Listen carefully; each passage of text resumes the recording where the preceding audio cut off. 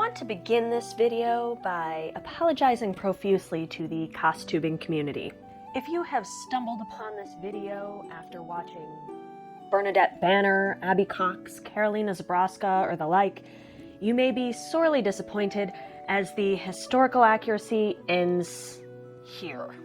I am genuinely sorry for this, but there was a need, and I had to sacrifice something, so here we are. The story. I was invited to a masquerade ball, and as a potential princess in training, I was obligated to accept. Each year at this ball, there is a theme, and this year the theme was the Renaissance. I own several historically inaccurate dresses suitable for the Renaissance fair, and I could easily just wear one of those. Or I could make my own. Given 5 weeks to accomplish this with no less than 5 other projects going at the same time, some of them with deadlines, I couldn't convince myself that a period-accurate gown was going to be wrought. Am I using that right? Wrought? Anyway, I Googled Renaissance gown for some inspiration, and I came across this lovely dress. It is most certainly more suited to the 18th century, which is not the Renaissance, but it gave me an idea. For one thing, most people would not know the difference between a Tudor dress and a Rococo dress. Sometimes I wish I didn't. And for another, I could cheat the making of this particular style dress by using a simple prom gown for the underlayer. I would still have to fashion the overdress, but it would cut my work in half. The downside being that the half that I'm cutting out is the easier part. Seeing as I do have dresses that I can wear as backup, I decided to take up the challenge anyway. If I fail, no harm done, and I still have a dress to wear to the ball. If I succeed, I would have a beautiful new dress to wear to the ball that, in response to compliments, I could say, "Thanks, I made it myself." Here's the plan. I am not a fantastic drawer, but this is my quick attempt at work. I'm just going to have the prom gown underneath. This is going to be the overlay with a corset style front. The chemise is going to peek out of the top and on the sleeves. And for the sleeves, I am going to just do underneath and then have bands go across the top. And I am going to try to make a French hood if I have enough time so that there's a little bit of historical accuracy going on. French hood I'm just going to make out of a headband and some cardstock and then put a veil in the back. And that is it. Okay, let's be honest. This video is a mess. I tried to do too many little editing tricks and tried to put way too much footage in there. If I kept it all in, it's going to end up being like a 3-hour documentary on something that you really don't care about. I don't want to watch a 3-hour video on YouTube. You don't want to watch a 3-hour video on YouTube.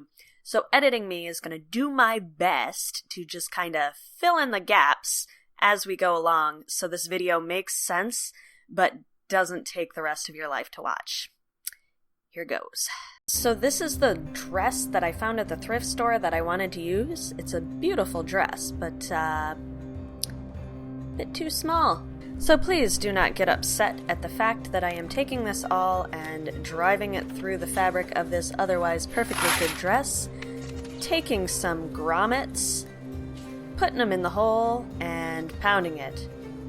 But be mad all you want at the fact that I totally did put dents in my desk. I eventually went downstairs, found a block of wood, and did it the proper way.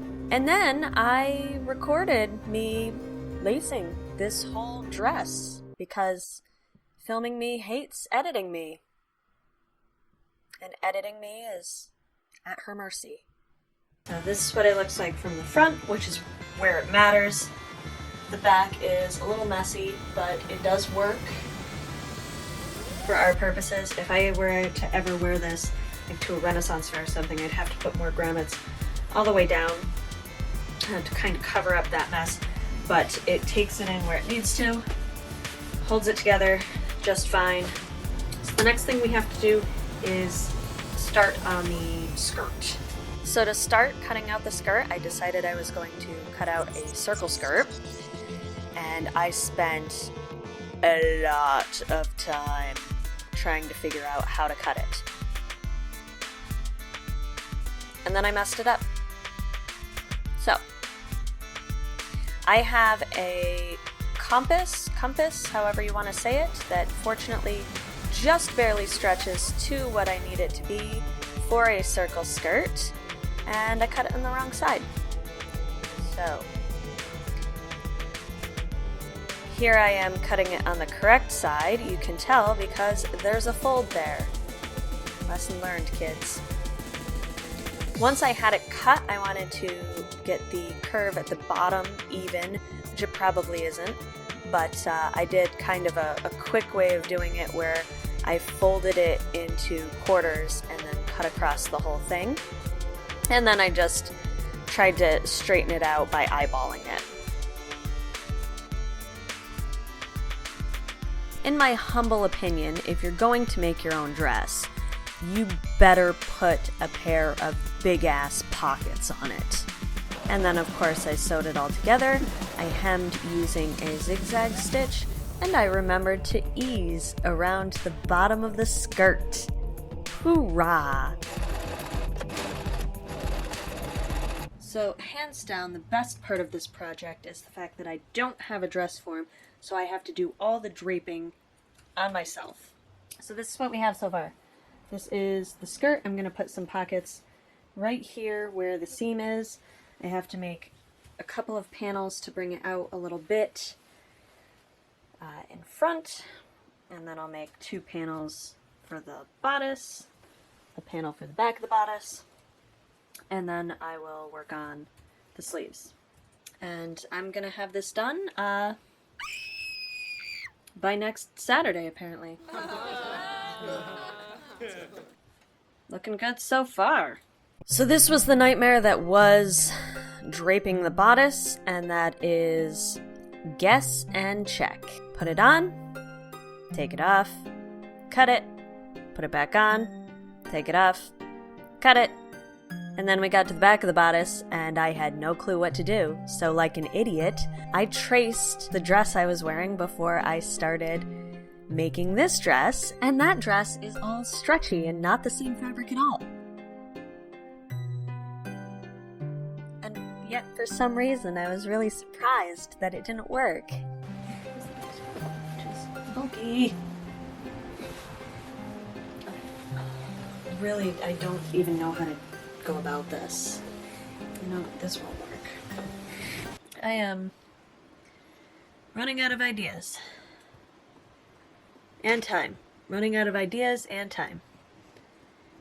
So I need to get off the floor and try something, or else I will regret it. Because procrastinating isn't working. Okay, I think that's a good place to start. Get up. Can I have my arm? Butters?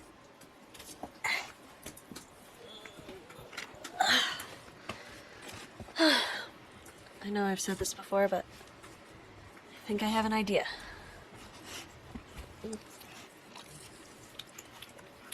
Okay, so this is kind of my last shot at it because I'm running out of fabric and they don't have more joins. So I did what I should have done the first time and found a shirt that was a similar fabric. This one actually didn't have sleeves, so it was super easy to trace it, cut out that shape to get a nice bodice back. So this is what we have. I think what I'm going to do is go down like an inch or 2. Wow, you can see my messy hobby room. Do that. There. Just go down like an inch or 2 on the back. The other thing is I think I might have to put... This is a mirror. I don't know why I'm doing it the way I'm doing it. I think I'm going to have to put darts in the back, which I didn't want to do. I didn't think I'd have to do, but it is kind of bunchy. I do have to put interfacing in the back because there is like a... There's no angle that you can see this. Because my arm's in the way, so like I need to hold it this way. Aha! Beat the system. That's what you need to do. So there's this underneath the back, and it kind of bunches out. So I need to put stiff interfacing so that it stays flat. So those two things. I still need to make the sleeves. I thought I was closer to being done with this than I was. I don't know. But then attach this to the skirt, the sleeves to the bodice, not in that order. Okay. We need to get to work, like, yesterday. For my darts, I just took the same shirt that I had traced before and used a tracing wheel to use the same darts as the shirt. And this is the interfacing. I basically just did what the directions said, so if I did it wrong, be sure to give me a hard time about it in the comments. These are for the loops that I made for the front of the bodice, for the corset. I thought that I would be able to sew them wrong side out and then flip it, and so I used a chopstick to try and push it through. It didn't work.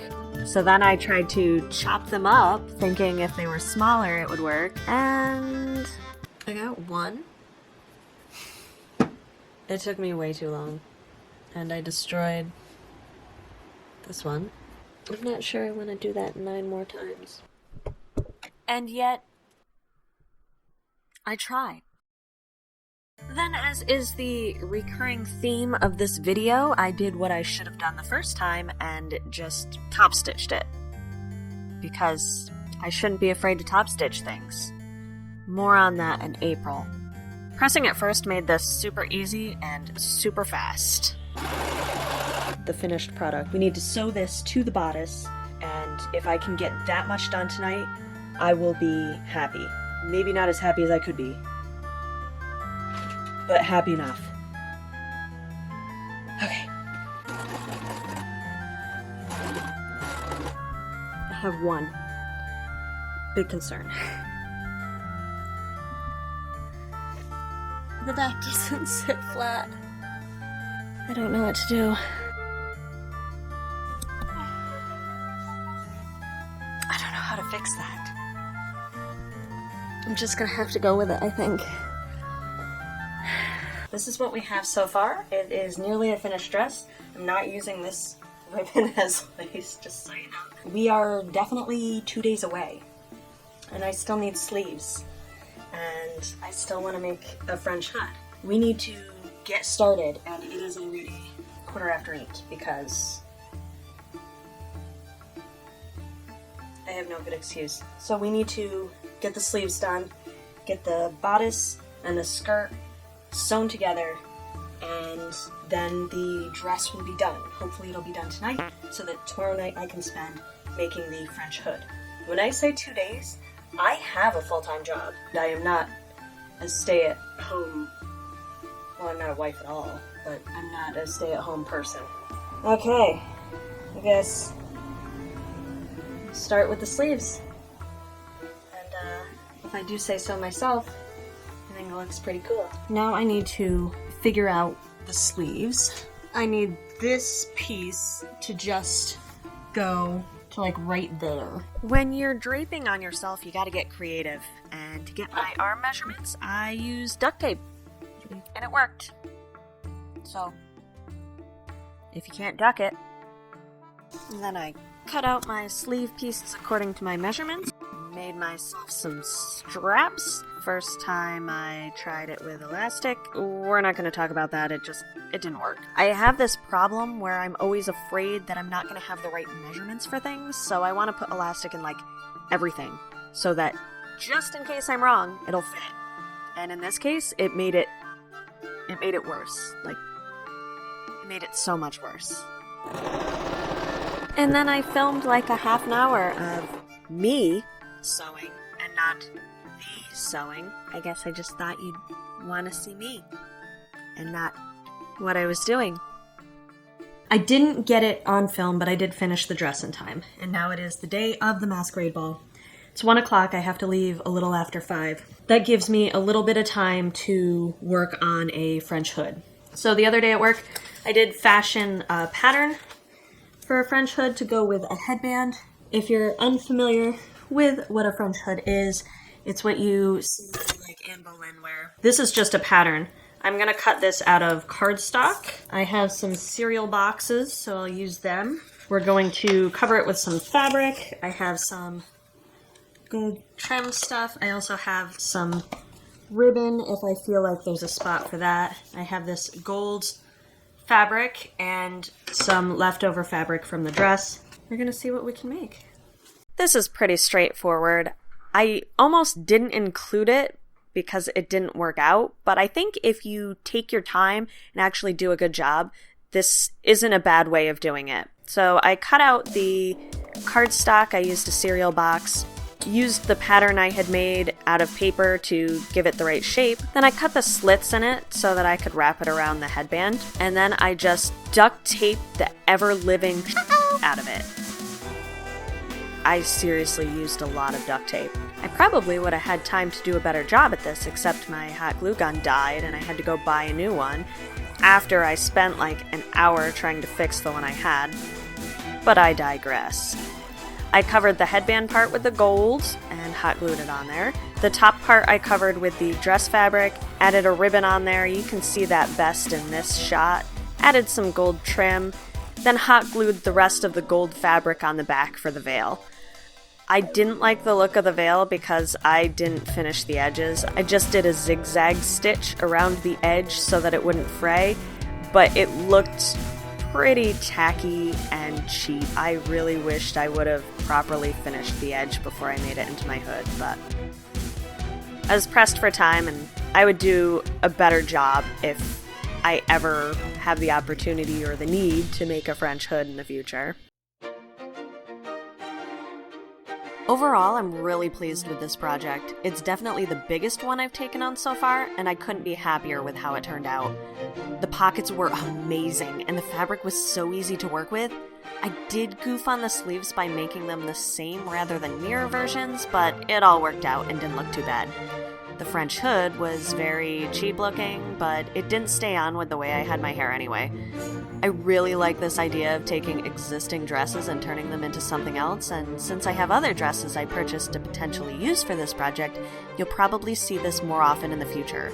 If you'd like to see more of this type of content, please subscribe to this channel. Very well, ye good citizens of the Tube of You. Until next time. We need to regroup here.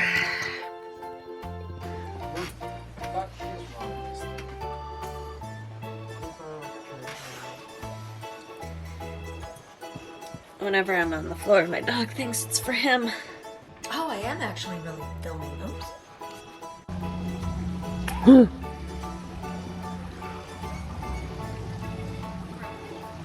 Aww.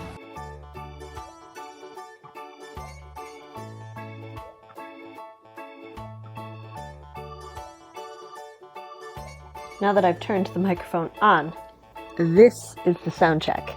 You should be able to hear me now. Hopefully you can't hear all the spit in my mouth.